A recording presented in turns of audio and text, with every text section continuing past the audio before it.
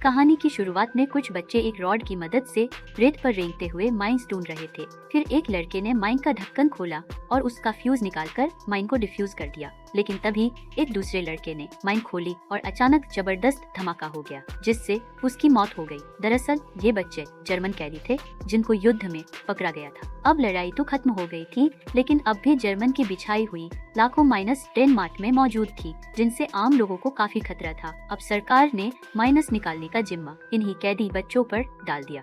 जल्द ही डेनमार्क के फौजियों ने बच्चों की ट्रेनिंग शुरू कर दी, जिसमें उन्हें माइनस ढूंढकर उन्हें बंद करने का तरीका सिखाया गया। इसके बाद प्रैक्टिस के लिए एक एक लड़के को माइन वाले कमरे में भेजा गया। सबसे पहले लड़के ने अंदर जाकर बड़े ध्यान से माइन का ढक्कन खोला और फ्यूज निकालकर माइन बंद कर दी। लेकिन जब दूसरा लड़का अंदर गया तो डर के मारे उसके हाथ कांपने लगे, पर फिर भी वो माइन बंद करने में कामयाब रहा और आखिरकार सबने चैन की सांस ली।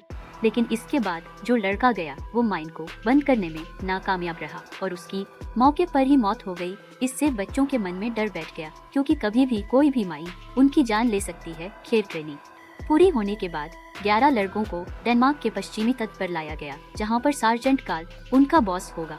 कार्ल के मन में नाजियों के लिए बहुत नफरत भरी हुई थी। उसने देखा कि ये बच्चे महज 13-14 साल के थे, पर कार्ल जैसा आदमी जो नाजियों से बेहद नफरत करता था, उसके लिए ये बच्चे सिर्फ माइंस ढूंढने के औजार थे। फिर कार्ल ने बीच की ओर इशारा करते हुए कहा कि यहाँ 45 माइंस दफन है। उसने हुक्म दिया कि हर किसी को 1 घंटे में 6 माइंस ढूंढकर उन्हें बंद करना होगा, ताकि 3 महीने बाद वो अपने घर लौट सके। इसके बाद सभी बच्चे काम पर जुट गए और रेंगते हुए रॉड से धीरे धीरे माइंस का पता लगाने लगे। अचानक अर्नेस्ट नाम के एक लड़के को एक माइन मिली और उसने अपनी ट्रेनिंग की मदद से माइन को डिफ्यूज कर दिया। इसी तरह उनका पहला दिन काफी अच्छा रहा, क्योंकि किसी को जान का नुकसान नहीं हुआ। शाम को उन्होंने कपड़े के बैग्स में घास भरकर गद्दे बनाए ताकि वो रात को सो सकें। फिर रात को सबने मिलकर बातें की और बताया कि वो घर लौटने के बाद क्या क्या करेंगे। लेकिन उनमें से एक लड़के को बिल्कुल यकीन नहीं था कि वो कभी घर वापस जा पाएंगे, पर बाकी सभी बच्चों के मन में अभी भी आस थी। इसके बाद हम देखते हैं कि उन बच्चों को खाना भी ढंग का नहीं दिया जाता था। तभी अर्नेस्ट ने एक छोटी बच्ची को खेलते देखा तो वो उससे बातें करने लगा। तभी अचानक उस बच्ची की माँ वहाँ आ गई और उसने तुरंत अपनी बेटी को घर वापस आने को कहा। इस दौरान अर्नेस्ट ने चुपके से लड़की की खिलौने से ब्रेड का टुकड़ा चुरा लिया और बाद में अपने भाई के साथ बांट कर खाया। फिर रात होने पर कार्ल ने सभी लड़कों को एक लकड़ी के घर में कैद कर दिया और दरवाजे को लकड़ी के फटनों से बंद कर दिया गया, ताकि बच्चे चाकर भी भाग न सकें। खैर, अगले दिन लड़के फिर से काम पर गए, पर आज वो कल से धीरे ही चल रहे थे, क्योंकि उन्हें खाने के लिए एक दाना तक नहीं मिला था। फिर शाम को शुमन नाम का एक लड़का कार्ल के पास पहुंचा और उससे पूछा कि उन्हें खाना कब तक मिलेगा। तब कार्ल ने कहा कि किसी भी जर्मन इंसान को पहले खाना नहीं मिलेगा। कार्ल ने कहा कि उसे कोई फर्क नहीं पड़ता कि जर्मन कैदी माइंस से मरे या भूख से। फिर उसने लड़के को डांटकर वापस भेज दिया। अगर रात को हेलमेट नाम का एक लड़का अपनी भूख पर काबू नहीं रख पाया और वो खाना ढूंढने के लिए लकड़ी के फटे हटाकर घर से भाग निकला। फिर अगली सुबह अर्नेस्ट को बुखार हो गया और उसे चक्कर भी आ रहे थे, पर इसके बावजूद भी कार्ल ने उन्हें एक पल के लिए भी आराम करने की इजाजत नहीं दिया और उन्हें उसी वक्त काम पर लग जाने को कहा। इधर विलियम नाम का एक लड़का भी बीमार हो गया और उसने उल्टी की। तब स्कूमन उसे देखने जा ही रहा था कि अचानक वहाँ जबरदस्त धमाका हो गया, जिसमें विलियम की दोनों बाजुएं उड़ गई। वो बेचारा दर्द के मारे तड़पते हुए कह रहा था कि वो अपने घर वापस जाना चाहता है। तब अर्नेस्ट चिल्ला चिल्ला कर मदद की गुहार लगाने लगा, मगर पास की खेत वाली औरत ने भी चुपचाप अपना दरवाजा बंद कर लिया। इधर कार्ल भी बच्चों की पुकार सुनने के बावजूद अंदर ही बैठा रहा, लेकिन विलियम की चीख पुकार इतनी दर्दनाक थी कि कार्ल जैसा पत्थर दिल आदमी भी खुद को रोक नहीं सका और उसने बाहर जाकर विलियम को एक इंजेक्शन दे दिया। तब उसे एहसास हुआ कि ये कैदी सिर्फ नाजी फौजी नहीं, बल्कि छोटे बच्चे भी हैं। इसके बाद वो खुद विलियम को उठाकर हॉस्पिटल ले गया। वहीं बाकी बच्चे भी बीमार थे, होकर उल्टियाँ करने लगे थे। जब कार्ल को इसका पता चला तो उसने सबसे पूछताछ की। तब हेलमेट ने खुलासा किया कि वो कल रात अपनी भूख पर काबू नहीं रख पाया और पास के खेत से कुछ दाने चुराकर उसने अपने साथियों में बांट दिए। फिर जब कार्ल ने खेत वाली औरत से उन दानों के बारे में पूछा तो उसने बताया कि वो तो कीड़े लगने की वजह से खराब हो गए थे। ये कहकर वो मुस्कुराने लगी, क्योंकि उन दानों को खाने से दुश्मन जर्मन फौजी बीमार हो गए थे। खैर, फिर कार्ल सभी बच्चों को लगातार समुद्र का पानी पीने को कहा ताकि कीड़े वाले दाने उल्टी के जरिए बाहर आ जाए। इसके बाद उसने सभी बच्चों को नहलाया और बाद में विलियम को देखने हॉस्पिटल पहुंचा और तब उसे पता चला कि हॉस्पिटल पहुंचने के कुछ समय बाद ही विलियम की मौत हो गई थी। ये सुनकर कार्ल को बहुत पछतावा हुआ क्योंकि उसने बच्चों को भूखा रखा था। फिर शाम को वो मिलिट्री बेस से ब्रेड चुराकर बच्चों के लिए लाया और ब्रेड दरवाजे पर रख दी। जैसे ही बच्चों ने खाना देखा तो वो तुरंत उस पर टूट पड़े क्योंकि वो कई दिनों से भूखे थे। बाद में जब कार्ल बच्चों से मिला तो उनका मन रखने के लिए उसने कह दिया कि विलियम की तबीयत धीरे धीरे ठीक हो रही है। ये सुनकर सभी बच्चे बेहद खुश हुए, लेकिन अब विलियम के न होने की वजह से हर बच्चे को 1 घंटे में 8 मेहनत बंद करनी होगी। फिर भी बच्चे खुशी खुशी काम करने में जुट गए और यहाँ से घर लौटने का प्लान बनाने लगे। इन बच्चों को किसी से कोई शिकायत या गुस्सा नहीं था क्योंकि वो जानते थे कि वो बाकी जर्मन फौजियों की हुई गलतियों की भरपाई कर रही हैं।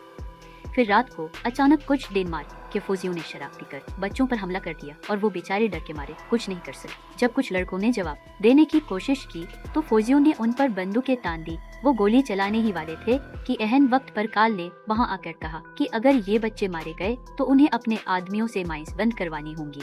ये सुनकर फौजियों ने बच्चों को छोड़ दिया, पर जाने से पहले लेफ्टिनेंट ने कार्ल से कहा कि वो युद्ध के दौरान जर्मन फौजियों के अत्याचारों को भूले न। तब कार्ल ने कहा कि ये बच्चे तो जानते भी नहीं कि उस वक्त क्या हुआ था। खैर, फिर अगले दिन स्कूमन ने एक डबल माइन निकाली। अजल में इस माइन को ढूंढने वालों के लिए ही बिछाया गया था। तब स्कूमन ने चिल्लाकर सबको इस तरह की माइन से सावधान रहने को कहा, पर किसी को भी उसकी आवाज सुनाई नहीं दी। इधर वर्नर एक माइन डिफ्यूज करने के बाद बेहद खुश था कि अचानक डबल माइन में भयानक धमाका हो गया। जैसे ही अर्नेस्ट ने ये देखा तो वो रोते हुए अपने भाई की तरफ दौड़ा, पर उसके भाई के तो चीथड़े उड़ चुके थे। जल्दी कार्ल वहां आया, लेकिन वो भी अब कुछ नहीं कर सकता था। अपने भाई की मौत से अर्नेस्ट को बहुत गहरा सदमा लगा और वो बेचारा बार बार कह रहा था कि उसे वापस जाकर अपने भाई को ढूंढना है। तब कार्ल ने उसे नींद का इंजेक्शन दिया और चुपचाप उसके पास बैठ गया। तब उसे एहसास हुआ कि ये कोई नाजी फौजी नहीं बल्कि एक हताश बच्चा है जिस बेचारे ने अपनी आंखों के सामने अपने भाई को मरते हुए देखा है। खैर, बाद में कार्ल ने स्कूमन को बुलाकर विलियम की मौत के बारे में बताया। स्कूमन ने कहा कि वो ये बात पहले से जानता है। उसने कहा कि सभी लड़के बस जल्द से जल्द सभी माइंस निकालकर अपने घर वापस जाना चाहते हैं, लेकिन अब उसे यकीन हो गया था कि ऐसा कुछ नहीं होने वाला। अब कार्ल ने कुछ ऐसा कहा जो उसने आज तक नहीं कहा था। उसने कहा कि फिक्र मत करो, जल्द ही सब ठीक हो जाएगा। उस रात कार्ल ने दरवाजा बंद नहीं किया और खुद मिलिट्री बेस से बच्चों के लिए ब्रेड लेने चला गया। फिर अगले दिन बच्चे बेहद खुश थे क्योंकि कार्ल ने उन्हें आराम करने की इजाजत दी थी और फिर उन्होंने मिलकर बीच पर फुटबॉल खेला। अब चीजें धीरे धीरे ठीक हो रही थी कि अचानक पास ही में धमाका हुआ जिससे सब बदल गया। इस धमाके में कार्ल के कुत्ते की मौत हो गई थी, जबकि वो उस इलाके में घूम रहा था जहाँ से सभी माइंस निकाल दी गई थी। इस चीज से कार्ल को लगा कि बच्चे उसे धोखा दे रहे हैं। पहले नाजियों ने उसके पूरे परिवार को मार डाला और अब उनकी वजह से उसका कुत्ता भी मर गया। इस घटना के बाद कार्ल के मन में नफरत एक बार फिर से उठकर हुई और वो दोबारा से क्रूर और अत्याचारी बन गया। जो लड़का माइंस हटाए हुए इलाके की जांच करता था, उसने कार्ल को बताया कि सच में उस इलाके से सारी माइंस निकाल दी गई थी, पर कार्ल ने उसकी एक न सुनी और उसे कुत्ता बनने की सजा दी। फिर उसने बॉल फेंक की और उसे कुत्ता बनकर ही बॉल लाने को कहा और जबरदस्ती कुत्ते की तरह भौंकने का हुक्म दिया। अब कार्ल ने एक बार फिर से उस इलाके की जांच करने को कहा, पर एक लड़के ने इसका विरोध किया। तब कार्ल ने गुस्से में आकर उसे कई बार थप्पड़ मारे। इसके बाद सभी बच्चे बाहों में बाहें डाले, अपनी जान जोखिम में डालकर उस इलाके पर चलने लगे ताकि बची हुई माइंस का पता चल सके। बाद में जिस लड़के को कार्ल ने थप्पड़ मारे थे वो तंग आकर वहाँ से भाग निकला, लेकिन स्कूमन ने कहा कि सारी माइंस डिफ्यूज करने के बाद उन्हें घर भेज दिया जाएगा। अगले दिन वो खेत वाली औरत अचानक दौड़ते हुए बच्चों के घर में आई और रोते हुए उनसे मदद की गुहार लगाने लगी।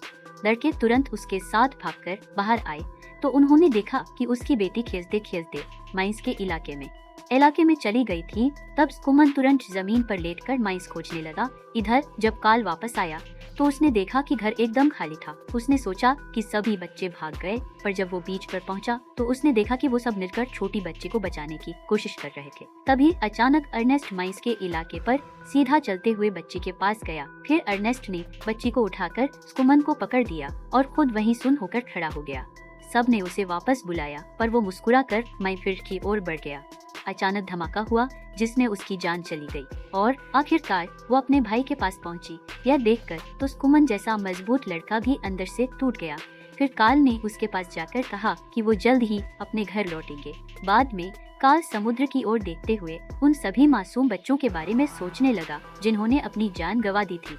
खैर, जल्द ही 3 महीने पूरे हुए और माइस निकालने का काम अब पूरा हो चुका था। अब बाकी शह बच्चे अपने घर जाने को तैयार थे।